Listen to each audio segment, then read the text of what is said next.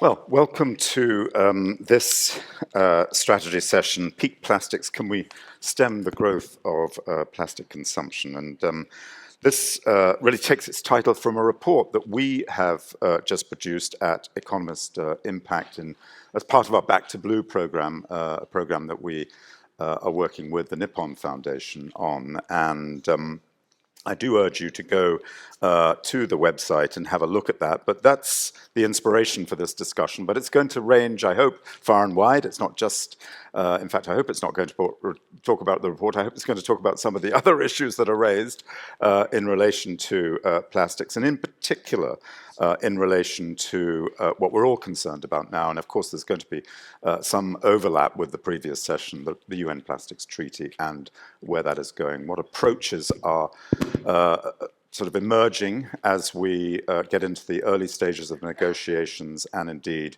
which approaches are going to be the most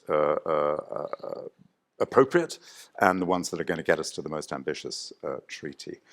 So let me just briefly mention, before I introduce our panelists, this report that we released in Back to Blue last week, and Peak Plastics, Bending the Consumption Curve, which looked it modeled a number of policies, 3 policies in fact, and came up with the conclusion that, of course, as business as usual, we would see a doubling roughly of the consumption of plastics by 2050. In particular, we looked at 3 policy approaches that are being considered by the UN Plastics Treaty discussions at the moment, and we modeled them forward. We looked at a ban on single-use plastics. We looked at polluter pays, extended producer responsibility schemes for end-of-life costs, and a tax on virgin plastic production. And in short, we found that individually on their own, all of them failed to prevent a relentless rise in plastic consumption. And even in combination, those policies also fail to prevent a rise in plastic production. It would actually take a much, much more ambitious a much more ambitious program to actually have a meaningful impact on a soaring plastic waste crisis and actually begin to address it by 2050. So I'm not going to go into detail on that. It's on our website, on backtoblueinitiative.org. We released it last week. But I think it forms the foundation for this discussion. Let me just introduce the panelists. We've got Winnie Lau, Project Director at Preventing Ocean Plastics at the Pew Charitable Trust. Next to Winnie, we've got Felix Cornell, who is Senior Manager at Systemic, which is a consultancy, and both of them, you probably know, produced the report Breaking the Plastic Wave. Next to Felix is Nicola Lelli, and Nicola is Senior Advisor, Design and Market Solutions at the Alliance to End Plastic Waste, an alliance of companies dealing with the waste issue. And Alexis, right at the end, Alexis Jackson, who is Ocean Policy and Plastics Lead for the Nature Conservancy in the California chapter. Welcome to everybody. Thank you for joining us. So, Winnie, let's just jump in, shall we? Look, I'm sure you're not surprised by the findings of the report. I guess that we rode on your very able shoulders in the Breaking the Plastic Wave report, I think. And I just wonder, would you kick us off with your thoughts around this question of the appropriate approaches that need to be taken in a sort of broad sense towards the elimination of plastic waste? Yeah, thanks, Charles. That's the million-dollar question. So based on the research that the Pew Charitable Trust and Systemic did in Breaking the Plastic Wave, I want to start off with a positive message. The plastic pollution problem is solvable within a generation. But it's going to take a systems approach, system change, whereby we put in place the solutions that are available today ambitiously and urgently. And it's going to take cooperation and action by all governments, all industries, communities, individuals, and nonprofit organizations working together to solve this problem. But if we were to do that, and if we are able to do that, we can solve this problem and cut plastic going into the environment by 80% by 2040. And the rest of it, you're asking, what do we do? And that's going to take some innovation, but I think based on what we have found, what the Pew and Systemic report found is it's solvable.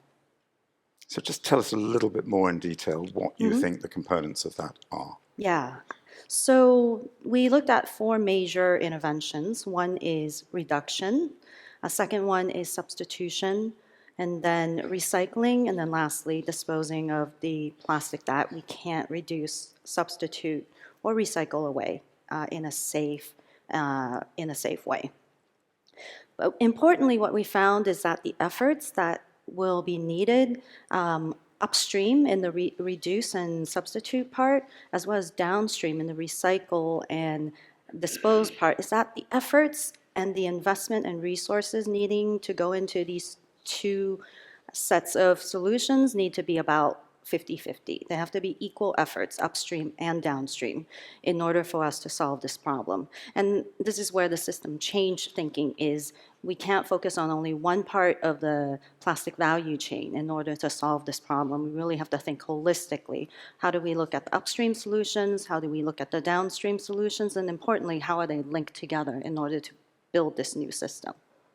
And so I guess, as I said earlier, we're not surprised that when we ask the question around would a ban on plastic, single plastics work, or would indeed extended producer responsibility systems, if they were scaled up, work, or indeed if we looked at taxes, that no one of them, or even them in combination, wouldn't necessarily move the needle. In fact, we still see plastic consumption growing by 2050, even with all of those in place. Yeah. How would you, sort of characterize that finding? Why weren't you surprised? Yeah, I was not surprised. And the reason is these are major policies that will be needed going forward. But there are also other aspects to the value chain that we need to also incorporate. One is innovation, so we have to include that. Another piece is embedded in some of the solutions you looked at would be interventions in reduction that results in reduction, interventions that results in substitution, but there's more to that in terms of thinking about how to connect the downstream and the upstream. So for example, simply having a recycling target is not necessarily going to guarantee that you have the recycled plastic back in the system, going back into the market. So an EPR scheme will increase recycling, will drive that, but it may not necessarily drive the use of that recycled plastics. And so you have to think about this from a systems perspective. Just because I have recycling does not mean it will be used. So that's one way of thinking about it. And in terms of the virgin plastics tax, it would make the goods more expensive, maybe, but the plastic feedstock is only one part of the manufacturing of a good. There are many other costs associated with it. So is that plastic tax going to be high enough to drive the change we need to see? And so it's thinking about it from that perspective. And then lastly, in terms of the restricting the use of certain plastics in certain products, we have to also think about what are the other products that will need to be tackled? Are those also the plastics that are leading to a lot of pollution? And are we tackling those plastics as well? So it's thinking about all of it together and how each of these different interventions target different parts of the plastic value chain, and how do we employ them in such a way that they all add up? Well, Thank you. And you know, obviously putting that system, that level of system change together is going to be complex because systems changes are hugely complex. And I guess one of the challenges of them is that they are. But Felix, I wonder if you can just pick up on that, because at Systemic, one of the things that you're doing is Project STOP, which is a project which I'll let you explain, but it's in Southeast Asia. But in particular, I think it'd be really important for us to understand, because that is a systemic approach to the problem, what learnings do you think are coming from that project that tell us how we might approach the treaty, or how what the most appropriate kind of interventions in the treaty might be? Yeah, sure, absolutely. Thank you, Charles. So Project STOP is an initiative, Systemic, founded together with Borealis in 2017 in Indonesia, where there's 150 million people who are lacking formal waste collection at the moment. And so what it's trying to do is trying to kind of pioneer sustainable formal waste management solutions and recycling solutions in some of the areas that are most at risk of leakage into the ocean, so plastic leakage into the ocean. And currently, over the last 5 years, we now scaled it up to reach 300,000 households. So that is a very small share of that overall population. However, kind of key to that concept is that we are handing it over to the local governments now. So last year we started to hand over the recycling services to local governments to continue to manage that process. And we're planning currently, with support from a number of other organizations, including the Alliance to End Plastic Waste, to kind of scale it up to 2 million households. And the learnings of that is, it's possible. You need some finance, you need to build a capability, but you can do that end-of-life management of plastics to avoid leakage into the ocean. But that's kind of the end of the chain, right? And so we need to start much earlier. I think one of the key lessons is, yes, this is important, right? Like, we're not going to turn off the tap tomorrow. Some of this leakage is going to continue. We need to build that capability to stop the leakage. However, we're not going to recycle our way out of this problem. We're not going to just magically going to be able to connect all the millions and billions of people who lack collection and sorting and recycling capabilities at the moment to the system. So in Breaking the Plastic Wave, we estimated currently there's around 2 billion people in the world that lack formal collection. By 2040, that's estimated to reach around 4 billion. If we wanted to connect all of these people to formal waste management services, there would be 500,000 people a day. That's not going to happen, so we need to really think about the upstream levers and eliminate as much plastic as possible, keep it in the loop as much as possible, and yeah, work across everything. So I'm not surprised with your findings in Peak Plastics either, that there's no silver bullet solution. Thank you. Nicola, I wonder if I could come to you. I mean, interesting that Felix has said, we need to look at the upstream levers, but I know that's something that Alliance to End Plastic Waste, or you're investing in this project, and I think doing the work on the downstream side. How, you take a slightly different perspective on some of the solutions. How do you see that? And do you see the findings of a report like ours as being kind of instructive to the appropriate solutions that are needed for the plastics treaty? No, I think I fully agree with what was mentioned until now. I think the single solution does not exist. It will be a suite of solutions, and this is a fact. Now, we have to focus in different areas of the problem. And the Alliance, our priority is to focus on two things.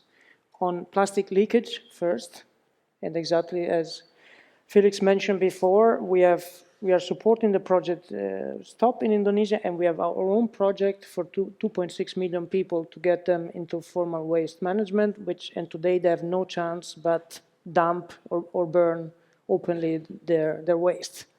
So we want to focus on that, stop plastic leakage first, because that is the first impact on pollution.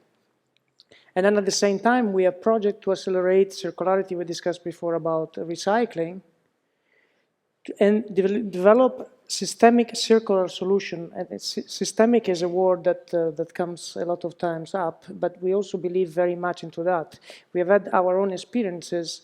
If you don't catalyze impact, and we look at a one-time solution, we know this one-time solution a lot of times are not sustainable. We need to catalyze an impact, so we need to develop solutions which are replicable, they're investable, and then we shall mobilize the capital to invest and create the scale. And this is true for all circular solutions. So I'm pretty much in line with what was said.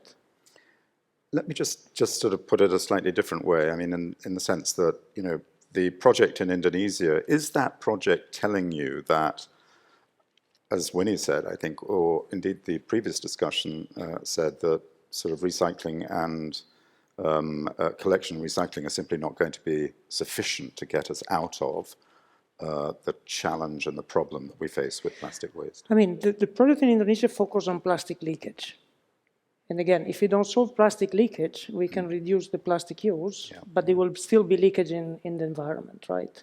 So that is the priority of that project. We have other projects that are complementing this project type, because, I mean, we are talking about Indonesia, but we have projects in Indonesia, in Malaysia, in South Africa, and in various regions. So you start to put together all these projects, you start to show how we can mobilize capital to add on top, and then we start solving the plastic leakage. At the same time, as was said already, we need to accelerate the reduction of plastic use when it doesn't make sense to use plastics, and we need to accelerate circularity solutions. Do you see upstream interventions as being important, though? I mean, Yes, what of upstream course. what upstream Of interventions would you see as being important? We support working towards the reduction of plastics, especially single-use plastic, but this was discussed many times. And I think it was mentioned in the previous panel, we support a design for reuse and recycling. I think reuse has a potential. I think there was some of the brand owners before discussing that. Reuse has potential well beyond what is done today. Thank you. And Alexis, let's jump in and think about what you're doing in California, because I think it is really quite interesting and it speaks quite a lot to the need for a systemic approach, doesn't it, I think? There is this cutting harmful plastic pollution law that has come into place. Can I ask you, how did that law actually manage to get through at this point in time, and what kind of things are coming out of that you think are appropriate for the treaty itself? Yeah, so it was really exciting to be a part of that process in California. I think it speaks to the level of ambition that we're looking for in plastics policy, the level of collaboration that needs to happen between local government, recyclers, haulers, nonprofits, and government. And it also speaks to the kind of comprehensive suite of actions that we need. So in 2019 and in 2020, we made efforts to advance legislation through the California legislature, and we didn't get it over the finish line.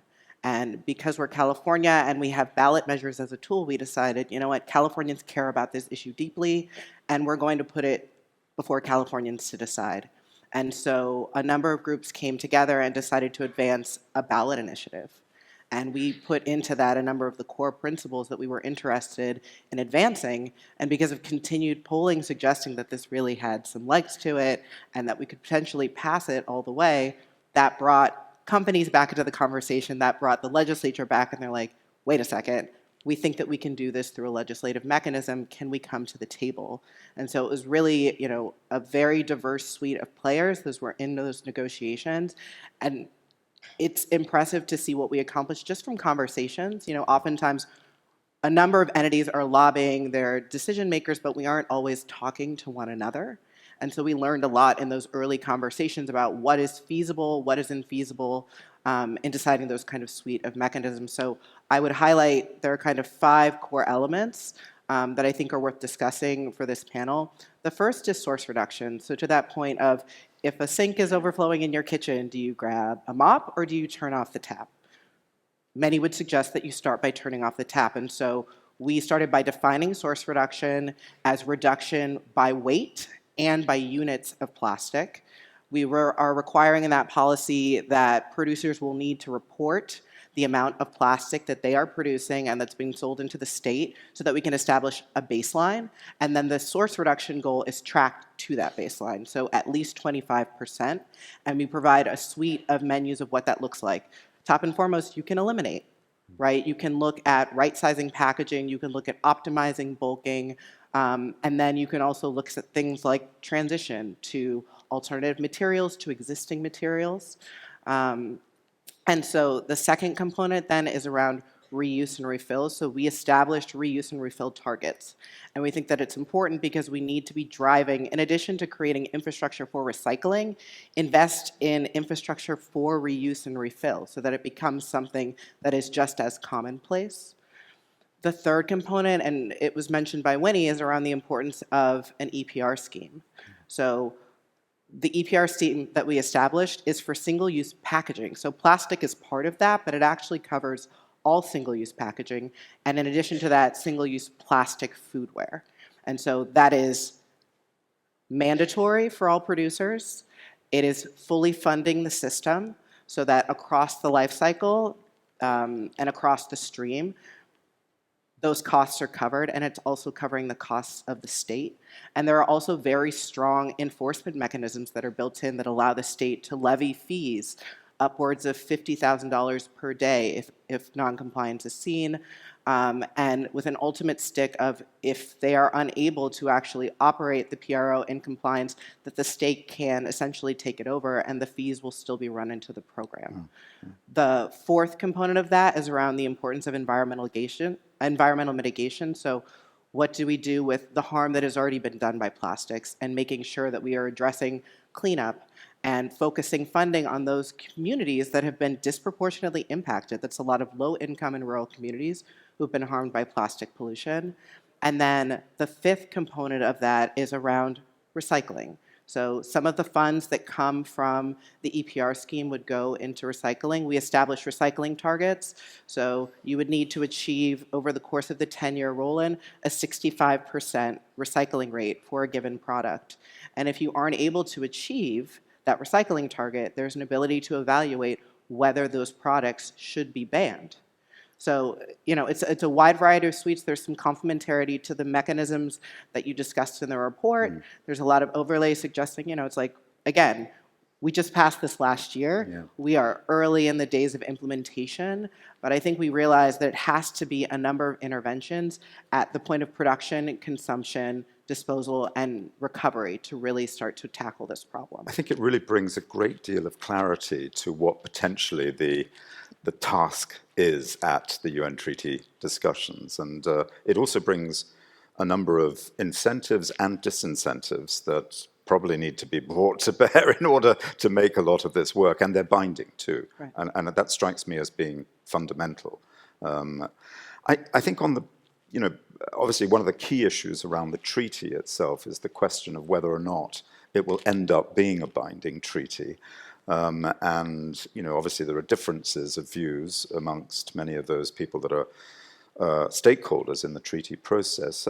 Winnie, we've run through, we could be here for 2 hours, I think, talking about this question quite easily, but just what's your level of optimism at the moment about where the treaty is? I mean, it's early days, obviously. We've just had INC 1, we're about to go into INC 2 in 2 months.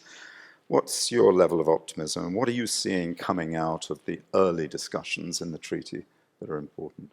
Yeah, the plastics treaty negotiations right now, I think they're moving along, and I think at this point it's going to be really important to define the scope of the treaty, the elements that will be included in the treaty, and as you mentioned, making a decision about what will be mandatory and what will be voluntary. And those are discussions are ongoing, and countries have made submissions, and also stakeholder groups have made submissions, and the UN Secretariat is looking at all of these and will be proposing a way forward. If we look at the opportunity ahead of us, the question to ask is a voluntary agreement something that we would want out of such a process? It's going to be a 2-year process, and is there an opportunity here to bring all the countries together under a harmonized system so that countries can know what they need to achieve, so would companies, as well as all the stakeholder groups supporting countries around what needs to be achieved. And so probably what is coming out of the discussions is that there might be a hybrid system, mandatory requirements, as well as some voluntary, but it's a matter of what will be included in which part.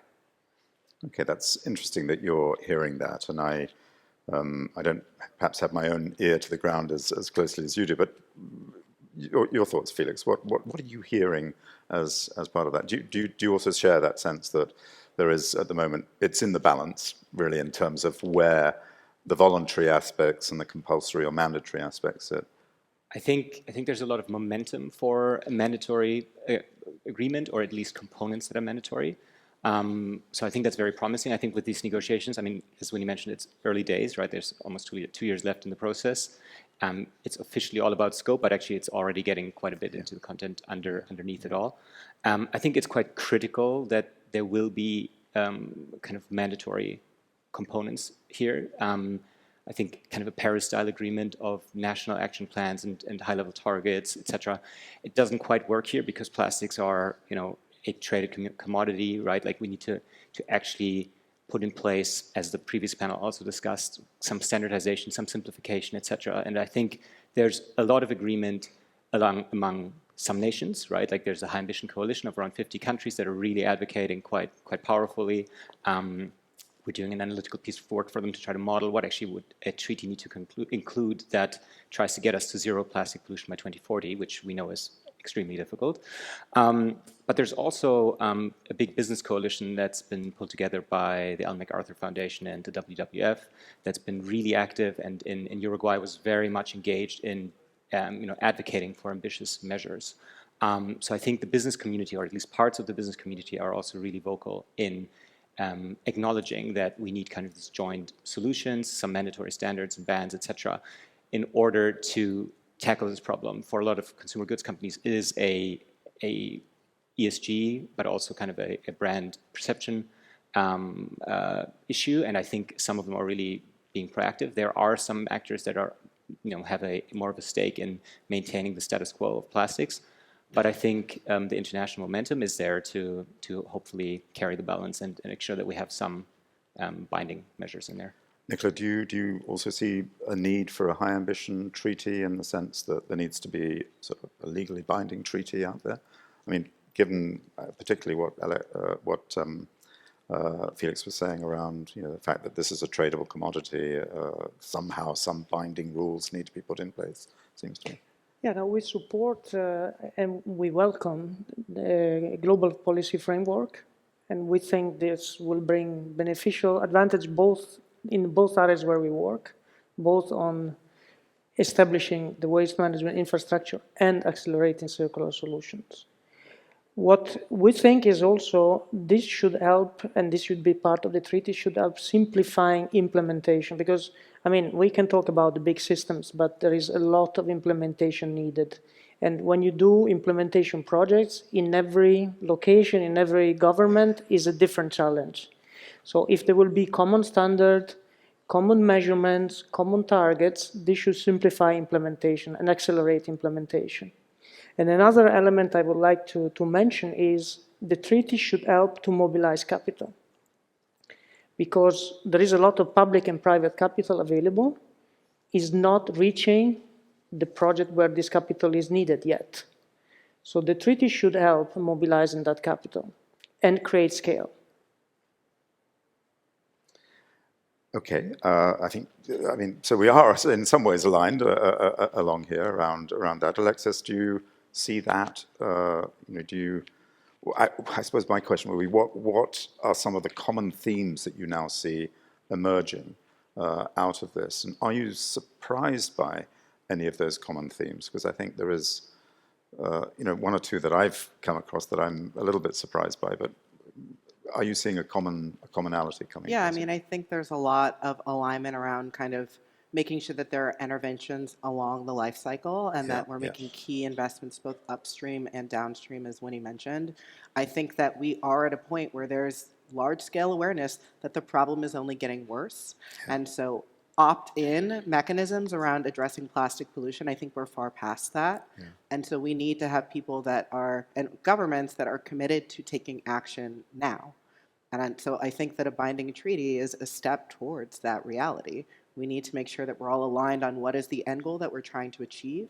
recognizing there are a lot of differences in where countries are at economically. Some of those solution sets need to be right-sized, but everyone should be working towards reduction, streamlining, harmonizing waste streams, and making sure that we're capturing and avoiding those plastics leaking into environments.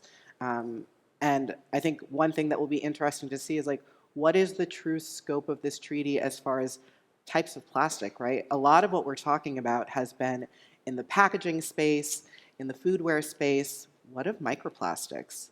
What of microfibers? A lot of those interventions look a lot different than the ones that we would use for macroplastics. We don't have the luxury of easily cleaning up microplastics. Once they're in the environment, they are largely there, and they're very persistent pollutants. Yeah. So I think we need to be thoughtful about kind of those two streams of plastics and how we're being thoughtful about what interventions we can take now, where innovation helps us fill in the gap, and creating the space for those to be complementary. I think coming out of the microplastics and nanoplastics discussion is also this question of health, which has arisen as part of the early stage discussions, and this desire, I think, to somehow frame health as a defining feature of the treaty. Winnie, do you see this? I mean, there are lots of challenges with doing that, it seems to me, but it seems to be also quite an appropriate thing to try and do. Yeah, one of the importance of this treaty to manage is impact on the environment, but also on people, people from a health perspective, but also impacts to different communities, particularly more disadvantaged communities, and incorporating the health aspects is something that governments are really interested in, also the economics of it to communities. And the evidence, scientific evidence, is growing around what the potential impacts on human health is. And so I think that's going to drive the treaty negotiations, how we minimize plastic pollution and also making sure we also minimize the impacts to people and nature. Look, I've realized we've only got 8 minutes left, but I want to make sure that people in the audience have a chance to ask questions. Down here, and there's 3 right in the front, if we could get a microphone. Yeah, please. Thank you. Hi, I'm Josh Palfreman, and I consult partly actually with UNEP in Nairobi for the Plastics Treaty. So I really want it to work out. And one question that I have, I really applaud the work that California does. I mean, I think you guys nail it. I mean, you're really, really kind of cunning. What I find interesting is that some of the most successful environmental legislation of late has actually not been based on environmental legislation or EPR at all. They've gone after companies in a very border agnostic way, like Danone or ExxonMobil, for example, through false advertising legislation or through property rights legislation, because it holds better precedent. Lawyers understand it, economists understand it, where the UN Plastics Treaty is great, and I think it has a lot of potential, but it also has the risk of being called and named and shamed as being too idealistic and too difficult to enforce. So these very cunning approaches, like these groups that Minderoo and Client Earth and the California Attorney General, basing it on tobacco control legislation in the 1990s, admitting that environmentalists are probably not going to be able to stand up to the petrochemical lobby, and finding a very cunning backdoor to sue them under false advertising pretense. I mean, that is brilliant. I was wondering if you guys know of any other examples. Yes. So in 2021, California passed a truth in recycling legislation, which basically gets at, we do a waste characterization to understand what is actually being recycled, what's the frequency of which it's being recycled, and then the state can basically make a list or determination of these are the items that are recyclable and these are the items that are allowed to bear the chasing arrow symbol. So for products that aren't actually being recycled, now consumers, when they look at bottles for products that are sold into the state, they will actually know, okay, if this has a chasing arrow symbol, it is being recycled here in California. And if not, it's something that won't hold the same weight. So I think that as a public awareness tool, and then as something that feeds into the system, is complementary to even like the legislation that we just passed last year. Great, thank you. There's another question down here. Thanks. I'm Steve Adler. Steve, sorry, there's one over there. Sorry, I have to apologize. The what? No, go ahead. Oh, Steve. Yeah. all right. So the comment I wanted to make was there's one country on Earth that disposes of all of its waste and only produces about 3% of its entire waste stream, and that's Sweden, because they incinerate all of their waste. And in doing so, they produce enough electricity to power 900,000 homes. Those incinerators aren't just in Sweden today, they're all across Europe, where on an annual basis, Europe incinerates 96 million tons of trash. And that's a pretty effective way of disposing of plastic as well as a lot of other waste, because plastic is only one component in a global waste problem that we have. I want to contrast that to Indonesia, where only 4% of the population has any type of efficient waste management at all. And 30% of all of the waste that is produced is burned in open pits, including plastic, in which all of the toxins of plastic go into the atmosphere. And Indonesia is by no means an exception. That's a common practice throughout much of the developing world, where waste and plastic is burned in open pits. So the criticism that's been laid against the Swedish approach to incineration is that it produces CO2, but it produces far less CO2 than waste in open pits. So I wanted to ask the panel, have you considered incineration? I know in the United States we had a debate about incineration decades ago, but the technology today is far more advanced. It burns at very high temperature, and it produces energy as a byproduct. Has that been discussed?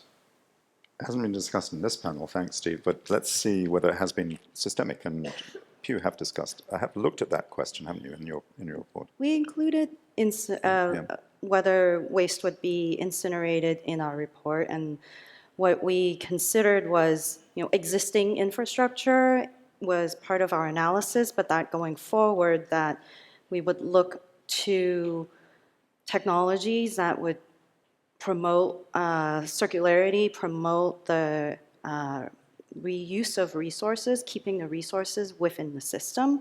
I think you raise a really good point where of the mismanaged waste that we found in the report, open burning was the biggest component of mismanaged waste. And it is something that we, the global community, will have to grapple with, because it does produce air pollution, it releases toxins into the air, and one of the criteria that we included in our analysis is that we don't want to solve the plastic problem by making other environmental problems. So releasing CO2 contributes to other environmental problems. So when we look at solutions, we have to really think about, are we trading one problem for another, and looking at it holistically.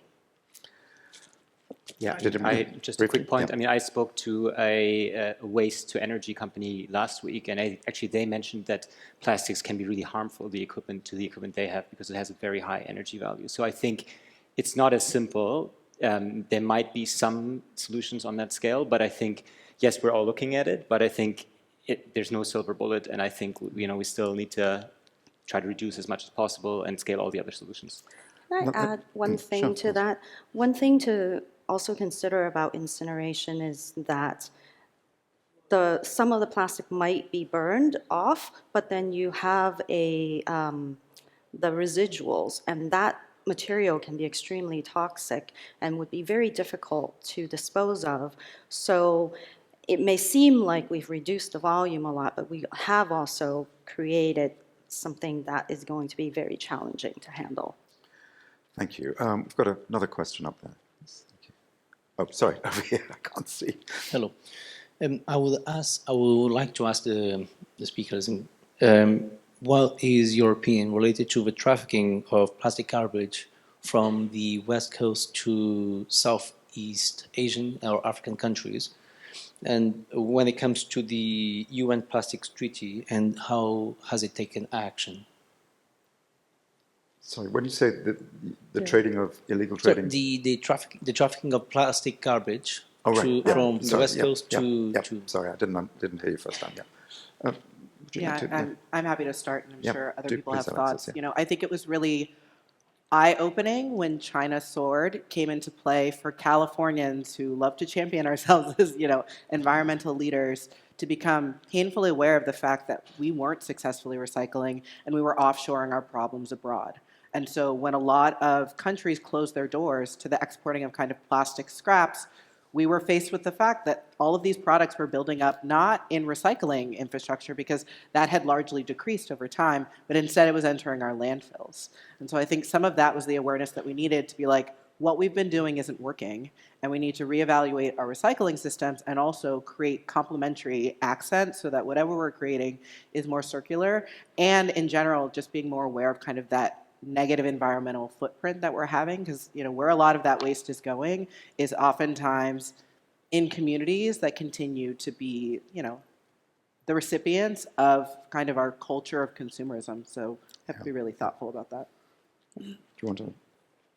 Let's just go. I think there's one more question in the audience, and I just want to grab it because we've just gone over time, and I'm conscious of that. Over there. Thank you. Okay, thank you. This is Ahmed Yassin, co-founder of Banlastic Egypt. I'm from Egypt. And I got two questions, actually, but we're starting with the recycling concept. How that the treaty or the plastic treaty of the UN will guarantee that the recycling will be fixing the damage of the single-use plastic, which is everywhere, not a backdoor to more production to the single-use plastic. And that's what the main thing that we or the main issue that we're debating in Egypt, especially after the COP27, and we've met before, Mr. Charles, about and talked about online. We talked about this issue specifically and how to ensure the proper implementation for what we call a closed loop recycling. It's about fixing the damage, not as a backdoor. Also, the situation of the 5 massive guys of the single-use plastic, which is the biggest one, is the size of Texas or Egypt somehow. What are the solutions to be implemented to get all of these single-use plastic floating? And I think they got it's like the height of 30 meters under the water, indulged. So how we can work on such problems to have a more healthy oceans and waters? Thank you. So I think that has been addressed. I think we'll just take the last question if we can, because we have run quite a long way over time. But I mean, there is the treaty is interested and intrigued in this question of how to be able to take plastic out of the environment. What are the present solutions for doing that? Winnie. I'll start by saying it's very challenging, and that's why our analysis and many others out there say the first and foremost important and impactful solution is to keep plastic out of the environment in the first place. It is extremely costly to take it out of the environment, but we also have to think about what damage is occurring before we can recapture that plastic. It's not just about it's in the environment, we recapture it. There is going to be some time in between that it might be doing a lot of harm, and just because we can take it back out does not mean it hasn't already done harm. I'm afraid we have to end there. We have run over time. I'm sorry. It is lunchtime, so I'm sure which is bizarrely late, but there it is. Do have some lunch and then join us again after lunch, please. And please give a hand also to Winnie Lau, Felix Cornell, and Nicola Lelli, and of course, right at the end, Alexis Jackson. Thank you. Thank you. Thank you.